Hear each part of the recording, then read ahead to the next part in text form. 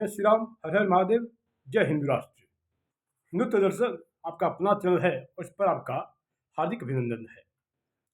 और मैं ब्रह्मानंद आर्य आज एक महत्वपूर्ण विषय को आप सबके समक्ष रखने का प्रयास कर रहा हूँ। और मित्रों, आज का विषय है कि भारत ही सेकुलर देश क्यों। 130 ईसाई देश, 58 इस्लामिक देश, 10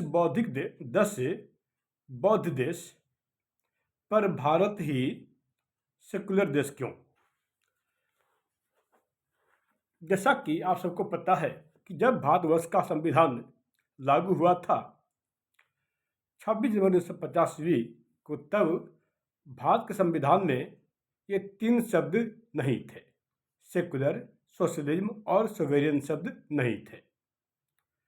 और भारतवर्ष का संविधान 2 साल 11 महीना 18 दिन के गहन चिंतन अध्ययन के बाद अस्तित्व में आया और 26 जनवरी 1950 को लागू हुआ। और 42वां संविधान संशोधन 1976 के माध्यम से इस भारतवर्ष के संविधान के प्रस्तावना में 3 शब्दों को शामिल कर दिया गया। एक था सेकुलर, दूसरा सोवेरियन और तीसरा सोशलिज्म। आखिर इन 3 शब्दों को किस आधार पर जोड़ा गया?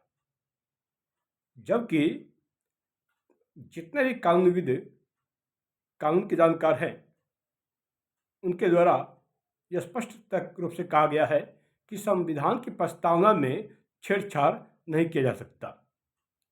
लेकिन 42वें संविधान संशोधन 1976 के माध्यम से भारत के संविधान के प्रस्तावना में सेकुलर, सोशलिज्म और सोवेरियन शब्द को इसमें डाल दिया गया। और इस समय भारतवर्ष की प्रधानमंत्री के पद पर आसीन श्रीमती इंदिरा गांधी थी।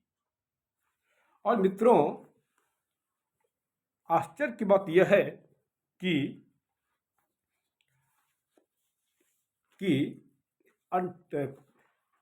50 सुन्नी मुस्लिम देश के संविधान में सेकुलर शब्द नहीं है। 8 इस्लामिक राष्ट्र के संविधान में सेकुलर शब्द नहीं है। 130 ईसाई देशों के संविधान में भी सेकुलर शब्द नहीं है। 10 बौद्ध देशों के संविधान में भी सेकुलर शब्द नहीं है। और एकमात्र यहूदी देश इजराइल के संविधान में भी सेकुलर शब्द नहीं है। तो सिर्फ भारत के संविधान में ही सेकुलर शब्द क्यों? आखिर इसके पीछे कौन सा बड़ा षड्यंत्र था, ये जानना अति अनिवार्य है। मित्रों, क्या तुर्की सेकुलर देश है? क्या सऊदी अरब सेकुलर देश है?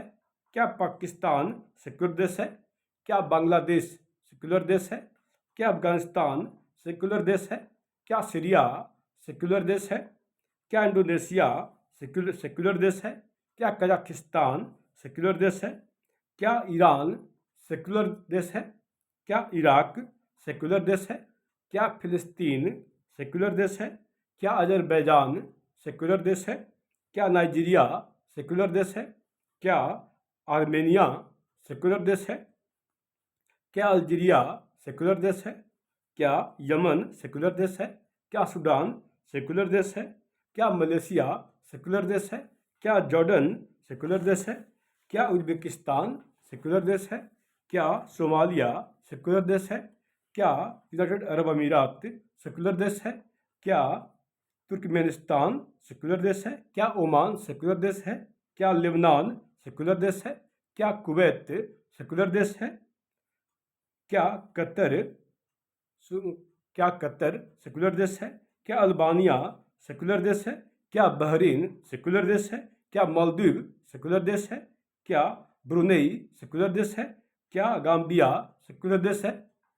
ऊपर वर्णित जितने भी देश हैं, इस 58 देश में सबके सब इस्लामिक राष्ट्र हैं, मुस्लिम राष्ट्र हैं, तो सिर्फ भारत ही सेकुलर देश क्यों? भारत ही धर्मनिरपेक्ष देश क्यों? सेकुलर से तात्पर्य होता है पंथ निरपेक्ष, पर इससे यहाँ इसका अनुवाद धर्मनिरपेक्ष के रूप में किया गया है। सारे अधिकार इन मुस्लिमों को सिर्फ गैर इस्लामिक देशों में ही चाहिए, अर्थात इनके कहे मुताबिक काफिरों के देशों में ही इन्हें सारे अधिकार चाहिए। सिर्फ भारत में ही इन्हें सारे अधिकार चाहिए। ये इस्लाम मजहब के मानने वाले मुस्लिम इस्लामिक देशों में गैर इस्लाम वालों के साथ क्या होता है और क्या नहीं होता है, यह सर्वविदित है। इन्हें भारत में इन इस्लाम मजहब के मानने वालों को भारत में वक्फ बोर्ड चाहिए। इन इस्लाम मजहब के मानने वालों को वार्षिक पैक्ट 1991 चाहिए। इन्हें भारतवर्ष में अल्पसंख्यक मंत्रालय चाहिए, अल्पसंख्यक आयोग चाहिए। इन्हें भारत में अल्पसंख्यक विश्वविद्यालय चाहिए। इन्हें भारत में मदरसा बोर्ड चाहिए। इन्हें भारत में इन इस्लाम मजहब के मानने वालों को all India Muslim personal law board चाहिए। इन इस्लाम मजहब के मानने वालों को all India Muslim personal law board चाहिए। क्या आपने इन 58 इस्लामिक देशों में हिंदुओं के हित में सनातन बोर्ड सुना है क्या? क्या आपने हिंदू हित में हिंदुओं के लिए इस 58 इस्लामिक राष्ट्र में अल्पसंख्यक मंत्रालय सुना है क्या? अल्पसंख्यक विश्वविद्यालय सुना है क्या? अल्पसंख्यक आयोग सुना है क्या? तो सिर्फ भारत में ही ऐसा क्यों? इन्हें भारत में सब कुछ चाहिए कि इस्लामिक देशों में हिंदू हित के लिए न तो वहाँ पर सनातन बोर्ड है, न अल्पसंख्यक आयोग है, न अल्पसंख्यक विश्वविद्यालय है, न अल्पसंख्यक आयोग है। मक्का में कोई भी मंदिर मठ नहीं है। वेटिकन सिटी में भी, रोम के वेटिकन सिटी में भी कोई मंदिर मठ नहीं है। यरूशलेम में भी कोई मंदिर मठ नहीं है। लेकिन भारतवर्ष में हम हिंदुओं के पूरी तीर्थ स्थल में 56 चर्च और 10 मस्जिदें क्यों और किस आधार पर? यदि सेकुलर शब्द इतना ही अच्छा है तो 130 ईसाई देश में सेकुलर क्यों नहीं है?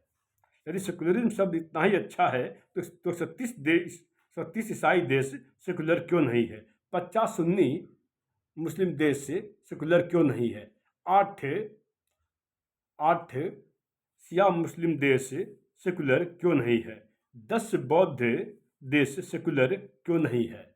और एकमात्र यहूदी देश सेकुलर क्यों नहीं है? कुल मिलाकर 58 इस्लामिक देशों ने अपने मजहबी किताब जिनके बारे में ये अमन चैन वाले ये कहा करते हैं कि ये 7वें आसमान से नाजिल हुई है, इनके मजहबी ग्रंथ कुरान के आयत 61 सूरा 3 में व्यवस्था की गई है कि किसी भी इस्लामिक देश में मंदिर नहीं होना चाहिए। इसी कारणवश भारत विभाजन के समय जब भारत का बंटवारा हुआ था तब पाकिस्तान में 4580 मंदिरें थी। जी हाँ, 4580 मंदिरें थी और आज के समय में उस पाकिस्तान में मात्र 20 मंदिरें ही रह गई है। और हो सकता है आने वाले समय में जिस पाकिस्तान में 4580 यानी 580 मंदिरें थी उसकी जगह 20 मंदिरें रह गई है। हो सकता है कि भविष्य में ये मंदिरें भी आपको न सुनने को मिले। ठीक इसी प्रकार ईरान जो कि एक शिया मुस्लिम देश है, वहाँ अब एक मात्र मंदिर है और वो मंदिर है विष्णु मंदिर या सूर्य मंदिर, ऐसे ही कुछ मंदिर का नाम है। और ठीक ऐसे ही बांग्लादेश में हम सनातनी हिंदुओं के मंदिरों के साथ क्या हो रहा है और क्या किया जा रहा है, हम सभी इस बात से भलीभांति वाकिफ हैं। और अफगानिस्तान में भी हमारे मंदिरों मठों के साथ क्या हुआ, यह बात भी सर्वविदित है।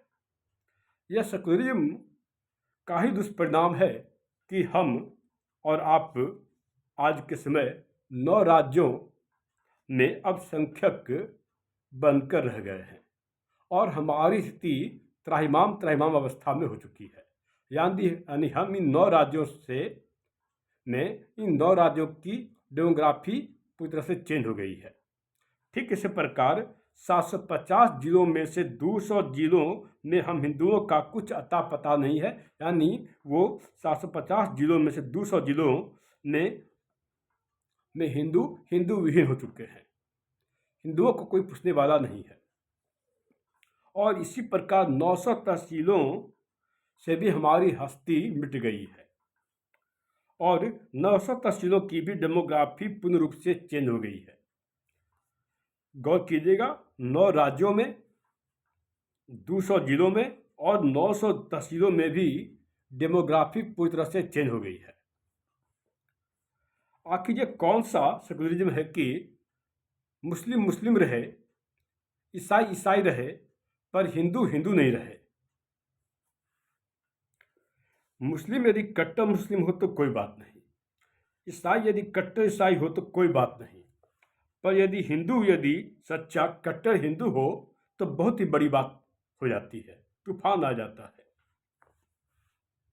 यानी कि मुस्लिम हो तो ठीक है, ईसाई हो तो ठीक है, पर हिंदुओं को सेकुलर बनना होगा, हिंदुओं को सेकुलर रहना होगा। आखिर ये कौन सा सेकुलरिज्म है? भारत को सेकुलर देश घोषित और बनाने के पीछे बहुत बड़ा षड्यंत्र है और इस षड्यंत्र को 42वें संविधान संशोधन 76 के माध्यम से इसे अमलजामा पहनाया गया। और तब भारतवर्ष की प्रधानमंत्री के पद पर आसीन श्रीमती इंदिरा गांधी थी और तब उन्होंने इमरजेंसी यानी आपातकाल लागू करके इस भारतवर्ष के संविधान की प्रस्तावना में सेकुलरिज्म, सोशलिज्म और सोवरेन शब्द को इसमें डालने का कार्य किया, क्योंकि प्रारंभ में ये तीनों शब्द नहीं थे। और इस सब के पीछे बहुत बड़ा षड्यंत्र जो था, उसमें ईसाई संगठनों, ईसाई मिशनरियों ने का लक्ष्य था कि भारतवर्ष को ईसाई देश बनाना और मुस्लिमों का लक्ष्य था इस देश को इस्लामिक देश बनाना। यह आपको संबंध रहे कि जब 42वां संविधान संशोधन 1976 में हुआ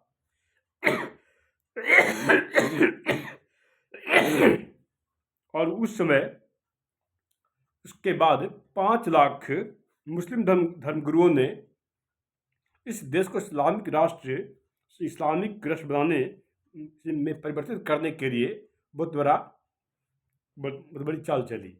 और ज्ञात होगा कि आपको कि पटना में भारत को सन 1947 ईस्वी तक गद्वाए हिंद बनाने का गुप्त प्लान के बारे में पता चला था। और 42वां संविधान संशोधन 1936 में हुआ, इसके बाद भला ईसाई मिशनरियाँ भी कहाँ चुप बैठने वाली थी और वो भी इस काम में लगे कि इस भारतवर्ष को ईसाई देश बनाने का कार्य किया जाए। और इसके बाद 5.5 लाख ईसाई मिशनरियाँ भारत को ईसाई देश बनाने में सक्रिय हो गई। और इसके बाद कांग्रेस सरकार के द्वारा एक और भी बहुत बड़ा जघन्य अपराध किया गया कि आर्टिकल 25 के